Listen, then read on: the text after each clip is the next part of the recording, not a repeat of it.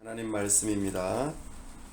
사도행전 2장 37절에서 42절 말씀입니다. 그들이 이 말을 듣고 마음에 찔려 베드로와 다른 사도들에게 물어 이르되 형제들아 우리가 어찌할꼬 하거늘 베드로가 이르되 너희가 회개하여 각각 예수 그리스도의 이름으로 세례를 받고 죄 사함을 받으라. 그리하면 성령의 선물을 받으리니 이 약속은 너희와 너희 자녀와 모든 먼데 사람 곧 우리 주 하나님이 얼마든지 부르시는 자들에게 하신 것이라 하고 또 여러 말로 확증하며 권하여 이르되 너희가 이 패역한 세대에서 구원을 받으라 하니 그 말을 받은 사람들은 세례를 받음에 이날의 신도의 수가 3천이나 더하더라. 그들이 사도의 가르침을 받아 서로 교제하고 떡을 떼며 오로지 기도하기를 힘쓰니라. 아멘. 네, 우리 함께 다 함께 기도하겠습니다. 하나님 아버지 은혜와 사랑을 감사합니다. 우리는 하나님 앞에 한없이 부족하고 연약한 죄인이라는 것을 너무나도 잘 압니다. 그래서 감히 하나님 앞에 나아갈 수 없음 또한 너무나도 잘 압니다. 그럼에도 불구하고 우리 주 예수 그리스도의 놀라우신 십자가의 죽으심과 또 부활이 우리에게 죄 씻음과 또 의롭게 되는 이 놀라운 은혜가 있음을 다시 한번 기억합니다. 이로 인하여 우리가 성도요, 신자가 되었다는 놀라운 은혜가 우리 앞에 있습니다. 이것을 믿는 믿음으로 우리가 하나님의 은혜의 보좌 앞에 담대히 나아가려고 합니다. 우리와 함께하여 주옵소서. 한량없는 하늘의 신령한 복으로 우리에게 채워 주시옵소서. 특별히 하나님의 말씀 듣기를 사모합니다. 하나님의 말씀은 살아있고 활력이 있어서 우리의 마음 깊은 곳을 감찰하시고 또 예리한 칼과 같이 우리의 심령을 찔러 쪼개어 우리의 마음을 살피게 하시는 하나님이십니다. 그 하나님의 말씀이 우리의 죄악된 것이 무엇인지 깨닫게 하시고 오직 이 문제를 해결할 수 있는 길은 예수 그리스도뿐임을 이 시간 말씀을 통하여 깨닫게 하여 주옵소서. 참으로 우리의 눈과 귀를 여셔서 하나님과 하나님의 뜻을 밝히 알 수 있도록 도와주시옵소서. 온전히 주님께만 은혜를 구합니다. 특별히 주님의 몸된 교회를 세우셔서 이 놀라운 은혜의 복음을 전하라고 사명을 주셔서 감사합니다. 이 시간 선명하게 복음을 드러내는 시간 되게 하여 주옵소서. 우리의 죄를 깨닫고 돌이켜 참으로 회개하며 하나님 앞에 용서를 구하고 또한 그 죄 용서함을 받으며 기쁨으로 우리가 하나님을 섬기고 이웃을 사랑하는 삶이 될 수 있도록 도와주시옵소서. 우리 교회를 그렇게 사용하여 주시옵소서. 특별히 이 나라의 위정자들을 불쌍히 여기시고 하나님을 경외하는 마음으로 법을 세우고 집행하고 다스리며 이 나라가 평안함 가운데 신앙생활하고 참으로 저 북녘 땅과 또 열방을 섬길 수 있는 은혜를 허락하여 주시옵소서. 우리 선교사님들 붙들어 주시고 성령으로 충만케 하여 주옵소서. 시간 온전히 영광 받으시기를 원하오며 우리 주 예수 그리스도의 이름으로 기도하옵나이다. 아멘.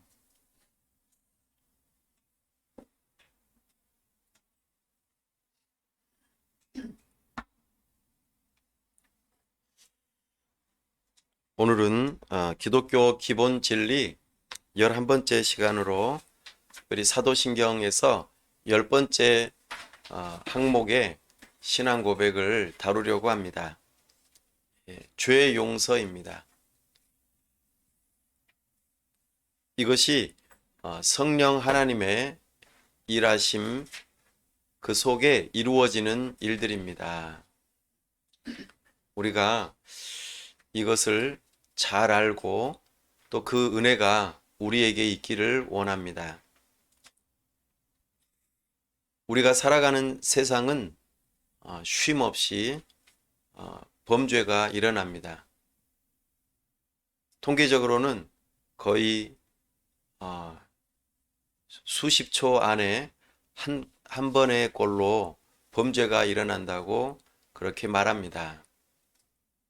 이렇게 범죄가 많은 세상 속에서 우리는 어떻게 살아야 할까요? 참으로 이렇게 세상에 범죄가 크고 작은 범죄가 많은 것은 진정으로 우리 안에 죄가 있기 때문입니다. 어떤 사람도 한 사람도 빠짐없이 죄가 없이 태어난 사람이 없습니다.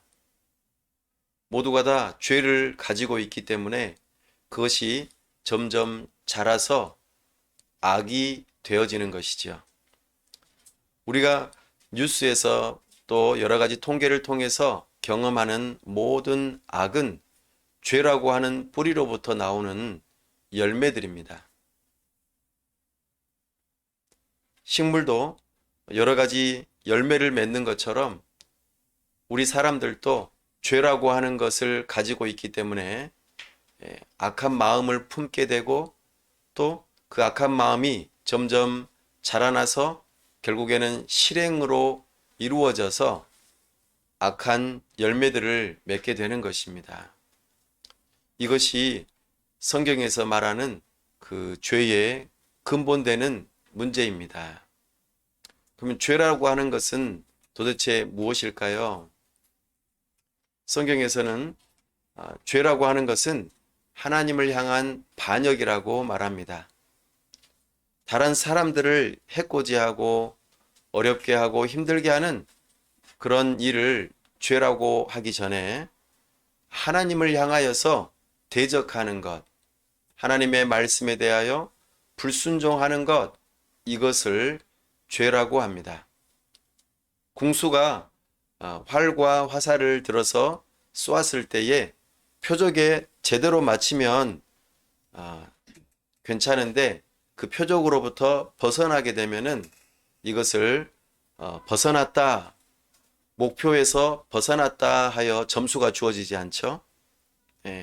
마찬가지로 하나님의 뜻을 따라서 순종해서 그렇게 그대로 살아가면은 죄가 아니고 의이지만 하나님의 말씀으로부터 관역으로부터 벗어나게 되면 이것은 죄라고 말합니다.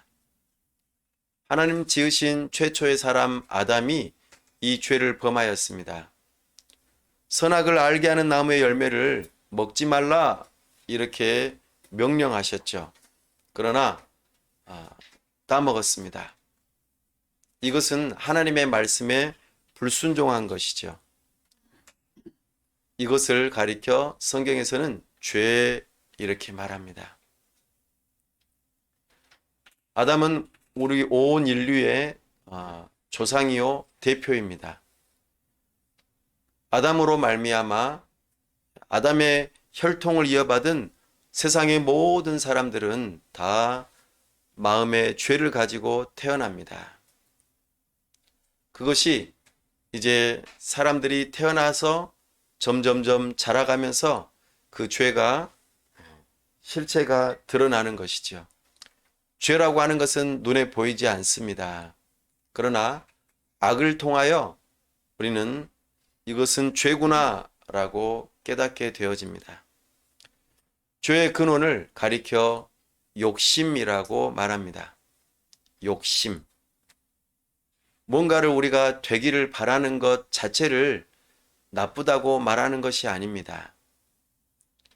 우리가 어떤 사람이 되고 싶고, 어떤 것을 가지고 싶고, 어떤 것을 소망하는 이런 것들은 결코 나쁜 것이 아닙니다. 좋은 것이죠. 왜냐하면 하나님께서 주신 마음이기 때문입니다. 그러나 넘어서서는 안 되는 것을 넘어설 때를 가리켜 욕심이라 말합니다. 사람은 사람의 위치를 잘 지켜야만 했습니다. 사람은 하나님으로부터 지음을 받은 존재이죠. 그리고 왕으로서 제사장으로서의 그 직분을 위임받아서 온 세상을 잘 다스리는 그 일을 하고 또 하나님 앞에 나아갈 수 있는 그런 역할을 하도록 이것을 잘 지키라고 위임을 받았습니다. 그런데 사람이 자기 자신의 분수, 직분, 그리고 위치를 넘어서서 자기 자신이 하나님이 되려고 했던 것입니다. 하나님처럼 지혜롭게, 하나님처럼 아름답게, 하나님처럼 되려고 하는 이 마음이 생겼기 때문에 하나님께서 말씀하신 것을 듣지 않으려고 한 것이죠. 우리가 누군가의 말을 듣지 않으려고 하는 것, 이것이 바로 욕심에서 비롯된 마음이라는 것입니다. 이 욕심이 결국에는 하나님의 말씀을 불순종하게 하였고, 결국에는 그것이 온 세상에 죄가 들어오는 결과를 낳게 되었고, 죄는 어떤 결과를 낳게 되었습니까? 사람과 하나님 사이에 분리가 일어나기 시작했습니다. 하나님을 사랑하는 마음, 하나님을 만나고 싶어 하는 마음, 하나님을 좋아하는 마음, 이런 것들이 사라지고 두려운 마음이 들기 시작했어요. 그리고 창피한 마음이 들기 시작했고 숨고 싶은 마음이 들기 시작했어요. 그리고 다른 사람을 향하여 비난하고 내가 아니라 다른 사람이 잘못했다고 떠넘기는 그런 일들을 하게 되었습니다. 이것이 죄로 인하여 찾아온 여러 가지 감정들과 또 깨진 관계들, 그리고 나쁜 열매들로 나타납니다. 성경에서 말하는 죄가 바로 이것입니다. 여러분들은 어떻습니까? 이 죄라고 하는 것을 인정하십니까? 모든 사람은 죄를 범하였고 하나님의 영광에 이르지 못합니다. 어떠한 노력을 해도 하나님을 만날 수 없어요. 하나님께서는 죄를 싫어하시고 죄인들을 벌하기를 원하세요. 그러니 하나님 앞에 감히 나아갈 수 없는 것이죠.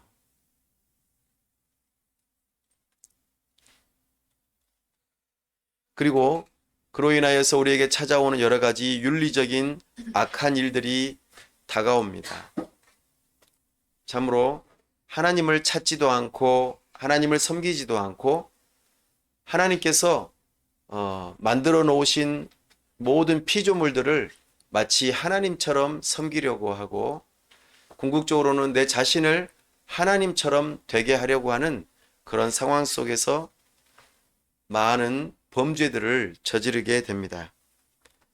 내 것이 아닌 것을 내 것으로 삼으려고 하는 것, 이런 것들이 우리가 윤리적으로 생각하는 범죄에 해당됩니다. 선을 넘어서는 것이죠. 우리가 십계명을 통하여서 알게 되는 바, 내가 하나님을 섬기지 않고 다른 피조물을 섬기려고 하고 하나님의 이름을 함부로 하며 하나님의 정하신 뜻을 따라 순종하지 않는 것, 그리고 하나님께서 세우신 권위를 인정하지 않고 섬기지 않는 것, 다른 사람의 것을 빼앗고 다른 사람의 생명을 함부로 해하고 가정을 파괴하고 다른 사람들과의 관계를 어지럽히는 이런 모든 일들, 다른 사람의 명예를 더럽히고 이런 모든 일이 욕심에서 비롯되어지고 윤리적인 죄임을 우리에게 알려주고 있습니다. 이 모든 것이 우리의 마음 속에 있고 이 모든 것들이 교만한 형태로 드러나는 것이죠. 우리는 어떠한 착한 일을 하고 또 도덕적인 삶을 살고 그리고 정말 성인 군자, 그러니까 정말 괜찮은 사람처럼 보일지라도 하나님의 기준에는 미치지 못합니다. 이것이 우리 사람의 큰 딜레마입니다. 그리고 아무리 착한 일을 잘하고 오랫동안 그렇게 해오다가도 한 번이라도 실수나 또 다른 형태로 잘못을 하게 된다면 그것이 결국에는 그 사람의 인생을 송두리째 잘못된 사람으로 이끌어가기 때문에 여기에서 자유로울 수 있는 사람은 한 사람도 없습니다. 사랑하는 여러분, 여러분들은 이 죄에 대하여 이제 인지하고 이것이 나의 삶 가운데 있다는 것을 인정하십니까? 이 죄에 대한 결과는 우리가 잘 아는 것처럼 하나님의 진노와 저주를 받게 됩니다. 모두가 다 죽는 것이지요. 선악을 알게 하는 나무 열매를 따먹는 날에는 반드시 죽으리라. 이것은 하나님의 말씀에 불순종하고 하나님 앞에 죄인이 되었을 때에 내리는 형벌입니다. 하나님과의 분리된 관계, 그리고 내 몸과 또 영혼이 분리되는 그런 상황, 이와 같은 것들을 죽음이라고 말합니다. 죄의 삭은 사망입니다. 욕심이 잉태하여 죄를 낳고 죄가 장성하여 사망에 이르게 되는 것을 우리는 부인할 수 없습니다. 이 문제를 어떻게 해결해야 될까요?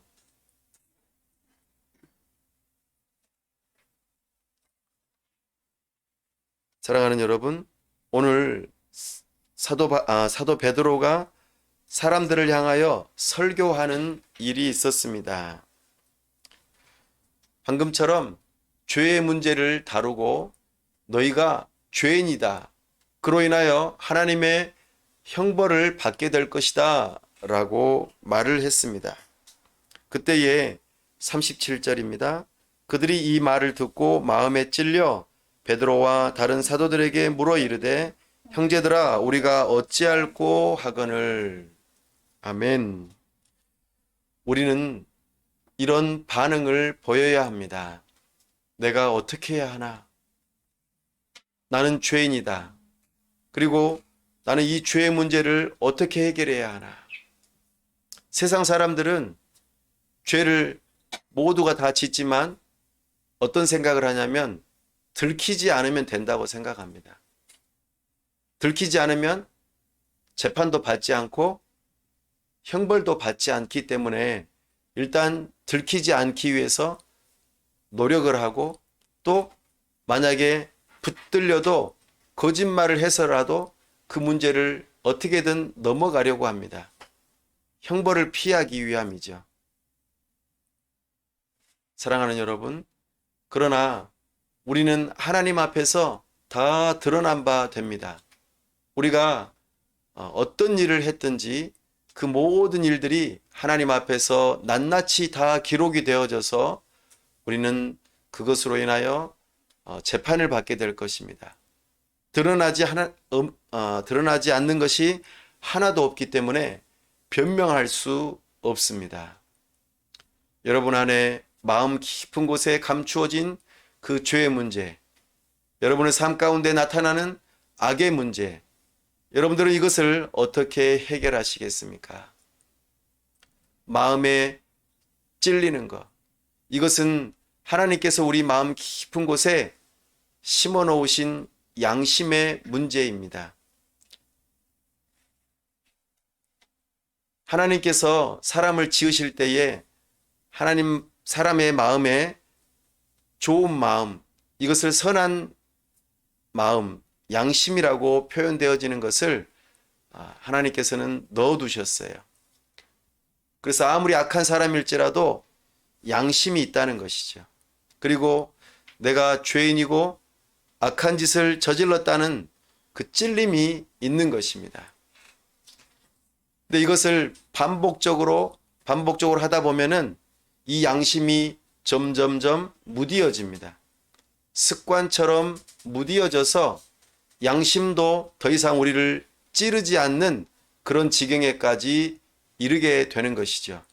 처음에는 양심이 우리에게 바늘처럼 다가와서 조금만 잘못을 한다 손치더라도 화들짝 놀라 바늘에 찔린 것처럼 나 이러면 안 될 것 같아 라고 생각을 했다가 이 바늘침이 점점 무뎌져서 아무리 찔러도 아프지 않는 그런 뭉툭한 어떤 조건이 되고 만다는 것입니다. 그러면은 아무리 악한 짓을 반복해서 지어도 이제는 더 이상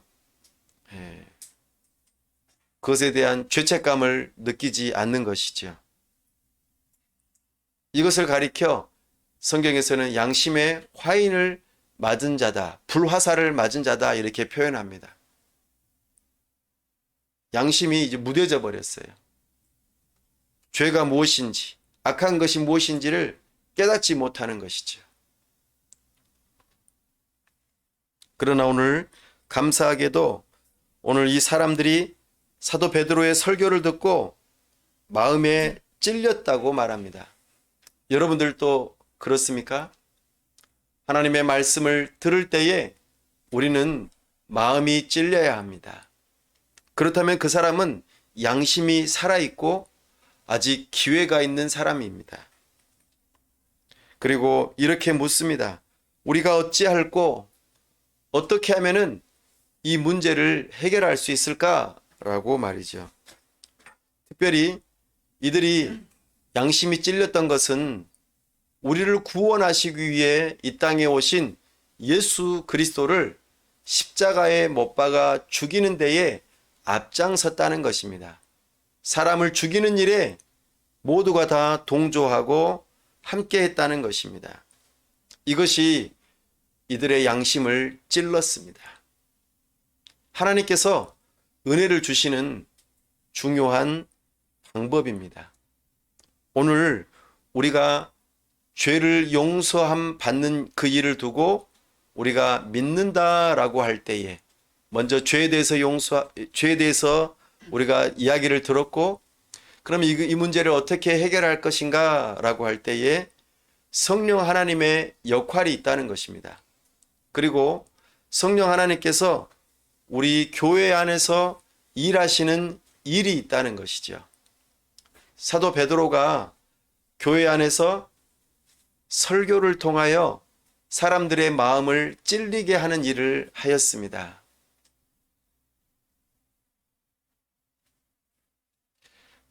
사람의 마음이 찔리고 그로 인하여 죄를 깨닫게 되는 그 중요한 역할 가운데 하나가 바로 설교입니다. 설교는 하나님의 말씀을 풀어서 해석하고 선포하고 가르치는 일을 뜻합니다. 하나님이 어떤 분이신지, 우리가 누구인지, 우리가 어떠한 존재이고 하나님께서 우리를 향하여 하시고자 하시는 말씀이 무엇인지를 듣는 시간입니다. 여러분들은 죄인이고 악한 일을 행하였고 그로 인하여 형벌을 받을 사람들이라는 말을 들었습니다. 이것은 하나님의 뜻입니다. 이것에 대하여 마음이 찔리고 내가 어떻게 해야 하나? 내가 어떻게 하면 하나님의 진노와 저주를 안 받을 수 있습니까? 라고 묻는 것이 당연할 것입니다. 성령 하나님께서는 바로 그 일을 깨닫게 해주십니다. 무엇일까요? 첫 번째는 예수님께서 우리의 죄를 대신하여 십자가에 못 박혀 죽으시고 장사 지낸 바 되신 지 사흘 만에 다시 살아나셨습니다. 그 예수님께서는 하나님이신데 아버지 하나님의 말씀에 순종하여 사람의 몸을 입고 이 땅에 오셨습니다. 그리고 적극적으로 순종하셔서 하나님의 말씀을 따라 의로운 삶을 사셨습니다. 이것을 우리가 믿습니다. 이렇게 말이죠. 이것을 누가 가르쳐 주는 것이죠? 예, 지금 교회 안에서 설교자를 통하여 교사를 통하여 하나님의 말씀이 한 사람 한 사람에게 들려질 수 있도록 성령 하나님께서 지금 일하고 계십니다. 여러분의 마음에 지금 성령 하나님께서 일하고 계심을 우리는 알아야 합니다. 지금 하나님께서 사람들의 죄의 문제를 해결하시는 방법을 말씀드리고 있습니다. 38절입니다. 베드로가 이르되 너희가 회개하여 각각 예수 그리스도의 이름으로 세례를 받고 죄 사함을 받으라. 그리하면 성령의 선물을 받으리니. 아멘. 회개하라고 합니다. 내 자신이 왕이 되려고 하였고 내 자신이 하나님보다 높아지려고 하였고 내 마음대로 살려고 하였던 그 삶, 그로 인하여 하나님의 진노와 저주를 받으러 가는 그 길에서 돌이켜라. 이것이 회개입니다. 내 자신의 죄를 깨닫고 그것으로 인하여 양심에 찔리고 슬퍼하는 것입니다. 내가 어떻게 해야 할까? 이 문제를 어떻게 해결할까? 하고 슬피 우는 것입니다. 심각하게 생각하는 것입니다.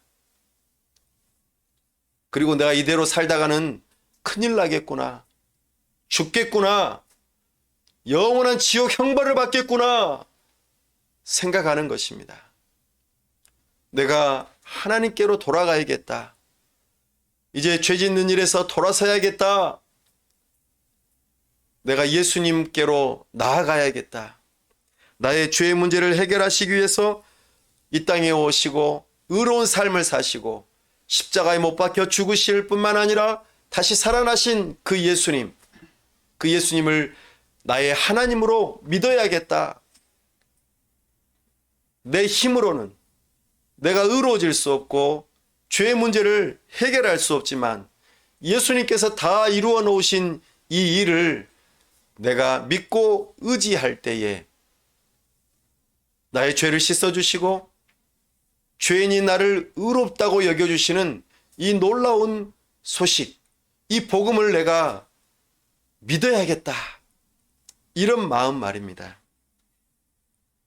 그런 마음을 가진 사람들은 예수님의 이름으로 세례를 받습니다.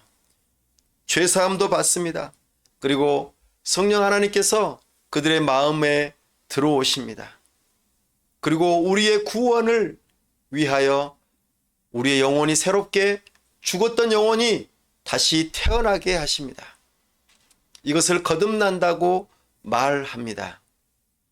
여러분들의 영혼은 죽었다가 다시 살아나셨습니까? 전에 우리가 죄로 인하여 죽었던 영혼이 이 복음을 듣는 믿음을 가질 때에 성령 하나님께서는 우리의 영혼을 새롭게 태어나게 하십니다. 이것이 성령의 선물입니다. 구원입니다. 또한 이것은 약속이라고 말합니다. 39절입니다. 이 약속은 너희와 너희 자녀와 모든 먼데 사람 곧 주 우리 하나님이 얼마든지 부르시는 자들에게 하신 것이라 하고. 아멘. 이것은 하나님의 약속입니다. 하나님께서 하신 약속은 결코 바뀜이 없습니다. 사람의 불순종으로 반드시 죽으리라는 이 하나님의 약속이 오늘에까지 계속해서 지켜지고 있는 것처럼 우리의 죄 문제를 해결하고 우리가 구원받고 성령의 선물을 받고 하나님의 자녀로 새롭게 태어나는 일은 하나님의 약속하신 바입니다. 우리 자신과 우리의 자녀들과 세상 어느 곳에 있는 사람들이든지 다 우리 주님께서 부르시고 그렇게 믿음으로 하나님 앞에 나아오는 자들에게 주시는 놀라운 선물이 바로 죄 용서입니다. 죄 용서 받고 싶으십니까? 그렇다면 예수님을 믿으십시오. 예수님이 이루어 놓으신 일들을 나의 것으로 여기십시오. 이것만이 죄 용서를 받을 수 있는 유일한 길입니다. 우리가 죄값을 치러야 하지만 우리 예수님께서 대신 죄값을 치러주셨습니다. 내가 한 일이 하나도 없지만 이것을 믿는 자들에게 거저 주신다 약속하십니다. 이 약속을 붙드십시오. 이 약속을 믿고 의지하십시오. 사람들은 약속에 의지해서 살아갑니다. 하나님께서 하신 약속 반드시 지키십니다. 하나님을 믿으시고 하나님의 말씀을 믿으십시오. 그리고 제가 전하는 이 말은 저의 말이 아니라 성경에서 하는 하나님의 말씀입니다. 그러니 꼭 믿으십시오. 그리고 의지하십시오. 그런 자들에게 주시는 하나님의 놀라운 선물, 죄 용서가 있습니다. 자, 이렇게 죄 용서 받은 사람들은 어떻게 살아야 할까요? 죄 용서 받은 사람들은 함께 모이는 것입니다. 서로 함께 모여서 내가 이러이러한 사람인데 하나님께서 나의 죄를 용서하셨습니다. 나는 하나님으로부터 구원받은 사람입니다. 라고 함께 모여서 서로에게 주어진 은혜를 나눕니다. 그리고 그것을 하나님의 말씀으로 전하기도 하지요. 참으로 우리는 그렇게 예수님을 믿고 의지하며 세례를 받습니다. 뿐만 아니라 그 용서를 늘 기억하기 위해서 성찬식을 합니다. 그리고 내 힘으로 살 수 없으니 하나님 앞에 기도하는 삶을 살아가죠. 이것을 가리켜 교회라고 말합니다. 성령 하나님께서는 죄 용서받은 사람들을 모두 모이게 하여 교회 되게 하십니다. 41절, 42절 말씀 읽어보겠습니다. 그 말을 받은 사람들은 세례를 받음에 이날에 신도의 수가 3,000이나 더하더라. 그들이 사도의 가르침을 받아 서로 교제하고 떡을 떼며 오로지 기도하기를 힘쓰니라. 아멘. 죄 용서받은 자의 삶은 참으로 분명하게 하나님 앞에 나와 함께 모여 하나님께 영광을 돌리는 예배자의 삶입니다. 하나님 감사합니다. 나의 죄를 용서해 주셔서 감사합니다. 우리를 위하여 예수 그리스도를 보내주셔서 감사합니다. 우리에게 성령을 선물로 주셔서 감사합니다.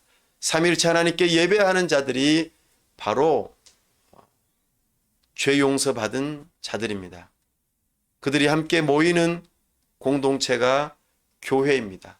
이 일을 누가 이루실까요? 성령 하나님께서 하십니다. 성령 하나님께서는 한 사람 한 사람 하나님의 말씀을 듣고 교회가 되게 하십니다. 그들이 하나님께 예배하게 하시고 하나님으로부터 사람들로부터 가르침을 받게 하시고 세례를 받게 하시고 또 함께 모여서 떡을 떼고 잔을 나누며 우리의 죄 용서받음을 하나님께 영광 돌리는 그런 일이 있는 것입니다. 이것이 바로 죄 용서함을 받은 예배 공동체 교회입니다. 그런 사람들은요, 어떻게 살아야 하는가? 또 하나는 바로 용서받은 자처럼 용서하는 삶을 살아가는 사람입니다. 죄 용서를 받는 것은 구원의 일이죠. 그러나 이것은 하나님과 사람 사이의 문제뿐만 아니라 사람과 사람 사이의 문제이기도 합니다. 내가 무엇인가를 잘못했다면 잘못으로 인하여서 힘들어하고 어려워하는 사람을 향하여 용서를 구하는 것입니다. 용서를 해주고 용서를 구하는 이런 삶이 용서받은 자의 삶입니다. 예수님께서 달란트 비유를 해주셨습니다. 왕을 향하여 1만 달란트 빚진 자, 수백억의 돈을 지금 왕을 향하여 빚진 자, 그 사람이 왕으로부터 긍휼을 입어서 모든 것이 다 탕감되어지는 일이 있었습니다. 이 사람은 왕으로부터 용서받은 사람입니다. 그런데 이 사람이 다른 사람을 향하여 빌려준 100데나리온이 있었습니다. 그 100데나리온을 빌린 사람은 형편이 어려워 아직 갚지 못하고 있었죠.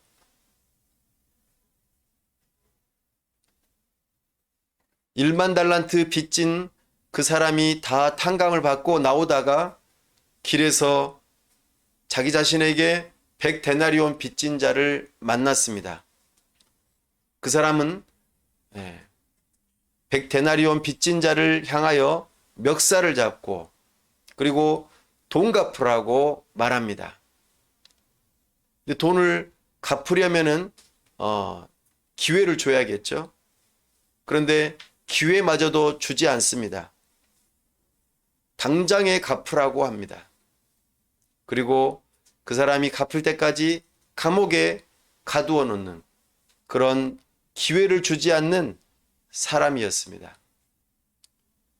이 소식을 들은 다른 신하들이 이 사람의 이야기를 왕에게 고합니다.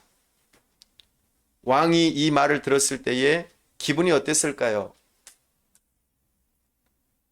내가 용서를 해줬는데 얼마 되지 않는 돈에 해당되는 것을 용서해 주지 않는다고?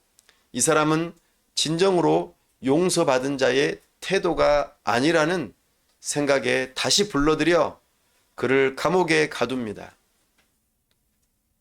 사랑하는 여러분, 용서받은 자는 반드시 용서받은 것에 대하여 감사할 뿐만 아니라 다른 사람을 향하여서도 관대해야 함을, 용서해야 함을 우리에게 말하고 있습니다. 오늘 나는 하나님으로부터 나의 죄 용서받음을 믿고 그렇게 의지하며 살아가십니까? 그래서 기쁘고 행복하고 감사하십니까? 그렇다면 내가 누군가에게 잘못한 일이 있으면 용서를 구하십시오. 그리고 누군가가 나를 향하여 잘못한 일이 있다면 용서해 주십시오. 이것은 너무나도 중요한 일입니다. 사랑하는 여러분, 이 용서라고 하는 것은 결코 혼자 할 수 있는 일이 아닙니다. 반드시 서로 함께 해야만 합니다. 하나님께서 우리를 향하여서 내가 너희들을 용서해 주겠다라고 했는데 사람들이 이 말을 믿지 않고 듣지 않고 그렇게 무시하고 받아들이지 않는다면 하나님의 죄 용서를 받을 수 있을까요? 받을 수 없습니다. 용서라고 하는 것은 관계적인 용어입니다. 마찬가지입니다. 사람이 사람을 용서하거나 용서를 구하는 일에 있어서 혼자서 할 수 없습니다. 반드시 서로 해야 합니다. 함께 해야 합니다. 이런 관계가 되지 않으면 아무리 내가 혼자서 용서한다고 해도 아니면 혼자서 용서를 구한다고 해도 관계가 회복될 수 없습니다. 오늘 내가 용서를 구해야 될 사람이 떠오르십니까? 아니면 용서를 해줘야 될 사람이 떠오르십니까? 그때에 우리는 서로에게 이것이 필요하다는 것입니다. 용서하고 용서를 구하는 삶 말입니다. 사랑하는 여러분, 우리는 자기 자신의 죄와 악을 깨달았다면 먼저 용서를 구해야 합니다. 하나님께서 우리가 죄인인 것, 악하다라는 것을 깨닫게 해주셨을 때 우리는 그것을 깨달음으로 가만히 있지 아니하고 회개하고 죄 용서를 구하는 일을 먼저 한다는 것입니다. 마찬가지입니다. 다른 사람과의 관계 속에서 잘못된 일이 발견되어지고 용서를 구해야 할 일이 먼저 생긴다면 그 사람이 먼저 용서를 구해야 합니다. 그리고 진정으로 용서를 받은 사람이라면 누군가가 나를 향하여 용서를 구할 때에 우리는 그 사람을 진심으로 용서해 주어야 합니다. 이것이 오늘 죄 용서를 말하는 것의 핵심입니다. 이 일은 누가 하신다고요? 성령 하나님께서 하시는 일입니다. 누구를 통해서요? 교회를 통해서 이 일들을 행하십니다.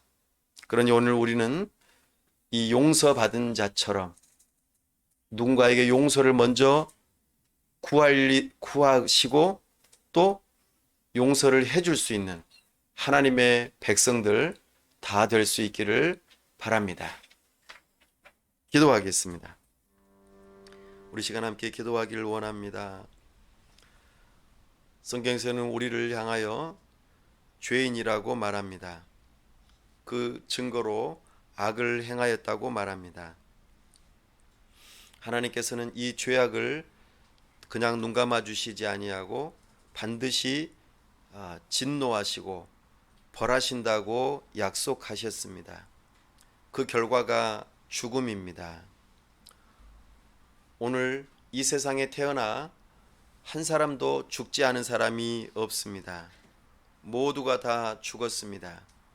이것은 우리가 죄인인 것을 증명해 보입니다. 참으로 우리가 죽어버리면 더 이상 소망이 없습니다. 두 번 다시라고 하는 것은 없습니다. 한 번만 봐주세요도 없습니다. 우리는 죽기 전에 이 메시지를 들었다면 하나님 앞에 자기 자신의 죄인됨을 고백합시다. 죄 용서를 구합시다. 참으로 우리 하나님께서는 이런 자들을 향하여 죄 용서를 해주신다고 약속하십니다. 그러니 이 시간 하나님 앞에 죄 용서를 구합시다. 회개합시다. 이 문제를 해결할 수 있는 유일한 분이 예수님이라는 것을 우리가 들었습니다. 예수님만을 주님으로 믿고 의지합시다. 예수님만이 나의 죄를 용서하실 수 있는 분이라는 것을 믿고 의지하게 해달라고 기도합시다. 나아가 참으로 죄 용서받은 자처럼 이제는 믿음으로 살아갈 때에 하나님 앞에 감사와 찬송과 영광을 올려드리는 그 일을 위하여 교회로 함께 모이고 죄 용서받은 자들이 함께 모여서 하나님께 예배하는 그 교회 공동체를 이루는 삶을 살게 해달라고 기도합시다. 하나님을 진정으로 예배하는 자가 되게 해달라고 기도합시다. 뿐만 아니라 내가 누군가를 향하여서 악을 행하였다면 그것이 깨달아진다면 죄 용서를 구합시다. 그리고 죄 용서를 구하는 자들을 향하여 내가 용서받은 자처럼 용서해 줍시다. 이 삶을 살 수 있게 해달라고 이 시간 다 같이 함께 기도합시다. 아버지 하나님 은혜와 사랑을 감사합니다. 오늘 우리에게 죄인인 것을 깨닫게 하시고 그로 인하여 하나님의 진노와 저주를 받아 마땅한 죄인임을 깨닫게 하시니 감사합니다. 우리가 참으로 하나님 앞에 죄인입니다. 참으로 용서받아야 할 죄인입니다. 주님의 은혜가 필요한 죄인입니다. 주여 불쌍히 여겨 주옵소서. 우리에게는 예수님이 필요합니다. 우리의 죄의 문제를 다 해결하신 예수님이 필요합니다. 오 주여, 우리는 죄로 인하여 죽었던 자들입니다. 아버지여 불쌍히 여겨 주옵소서. 우리 모두가 다 죄인이고 예수님이 필요한 존재들입니다. 우리는 하나님으로부터 참으로 예수님을 희생으로 참으로 죄 용서받은 자들입니다. 이제는 하나님 앞에 나와 감사 찬송 영광을 올려드리며 예배하는 자들이 되게 하여 주옵소서. 성령 하나님, 죄 용서받은 자들이 교회로 모이는 역사가 있게 하여 주시옵소서. 아버지 하나님, 은혜 베풀어 주시옵소서. 오 주여, 역사하여 주시옵소서. 아버지 하나님, 도와주시옵소서. 은혜 베풀어 주옵소서. 우리에게 죄를 깨닫게 하시는 일이 있다면 먼저 용서를 구하는 자들이 되게 하여 주시옵소서. 아버지 하나님, 불쌍히 여겨 주옵소서. 또한 죄 용서를 구하는 자들을 향하여 주여 관대하게 용서하는 자들이 되게 하여 주옵소서. 죄를 용서받은 자의 합당한 삶을 살 수 있도록 은혜 베풀어 주시옵소서. 오 주여, 도와주시옵소서. 우리 주 예수 그리스도 이름으로 기도하옵나이다. 아멘.